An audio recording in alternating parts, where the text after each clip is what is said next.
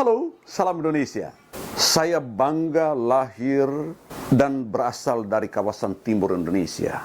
Kawasan mana dulu dipandang sebelah mata oleh orang-orang dari Jakarta, para penguasa.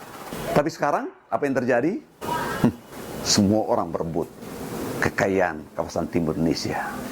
Dulu di barat Indonesia ada batu bara dan migas, termasuk dari Kalimantan. Kontribusinya terhadap negara cukup besar juga. Tetap dicatat, ini unrenewable resources. Sekarang mulai berangsur-angsur hilang, mengecil cadangannya. Apalagi batu bara dunia hari-hari ini harganya merosot, jatuh pada titik terendah. Sementara kawasan timur Indonesia memiliki cadangan mineral yang cukup besar. Saya boleh katakan bahwa kawasan timur Indonesia sekarang adalah gudang dan pabrik dolar untuk Indonesia. Seharusnya untuk Indonesia. Bagaimana caranya? Lihat aja. Semua orang tahu bahwa nikel menjadi komoditi mineral yang sangat diperebutkan. Industri 4.0 intinya adalah nikel. Catat itu. Semua keperluan sekarang ini, lihat aja, laptop, HP, segala macam itu. Nikel sumbernya, salah satu bahan bakarnya. Termasuk juga nanti baterai. Ya. Itu semua dari kawasan timur Indonesia. Indonesia menyumbang setidaknya sekitar 35-40% cadangan nikel dunia. Nah, ada di negara lain. Ini diperebutkan sekarang. Adanya di mana? Sulawesi Tenggara, sedikit Sulawesi Selatan, Sulawesi Tengah, Maluku Utara, Maluku, dan sebagian kawasan lainnya di timur Indonesia. Nikel. Smelter dibangun di sana. Ada di Sulawesi Tenggara, Sulawesi Tengah, di Maluku Utara. Dibangun. Mengolah, mengeksploitasi, dan memanfaatkan kandungan bumi kawasan timur Indonesia. Siapa mereka? Adalah para pemodal yang ditopang oleh kebijakan pemerintah Indonesia. Kita bersyukur memang. Sumbangan terbesar kawasan timur Indonesia adalah mineral. Salah satunya nikel. Yang kedua, emas. Cadangan emas. Kandungan emas yang terbanyak itu juga di timur Indonesia. Di mana? Di Papua, di Sulawesi, di Nusa Tenggara. Primary gold banyak terdapat di sana. Sekali lagi, itu adalah dolar dari timur Indonesia. Pabrik dolar lainnya itu adalah mangan. Dari mana mangan sumber utamanya? Dari NTT, dari Nusa Tenggara, sebagian Sulawesi, tentu juga daerah-daerah lainnya. Timur Indonesia. Jadi ada 3 pabrik dan gudang dolar dari kawasan timur Indonesia. Nikel, emas, mangan.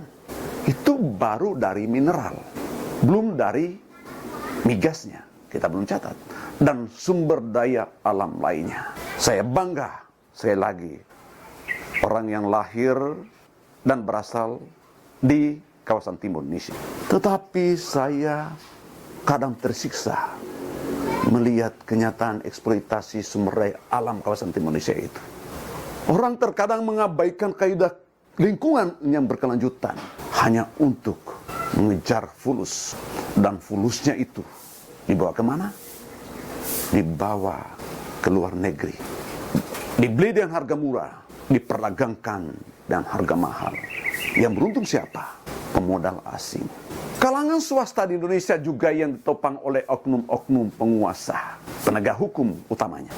Menggali, mengeksploitasi secara ilegal kandungan alam mineral ini dan memperdagangkannya. Mereka memperoleh keuntungan materi dari sana. Saya sedih.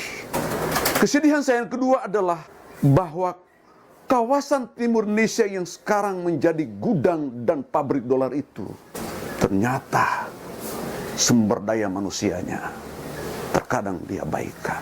Luar biasa. Coba lihat saja perebutan jabatan-jabatan strategis di tingkat nasional.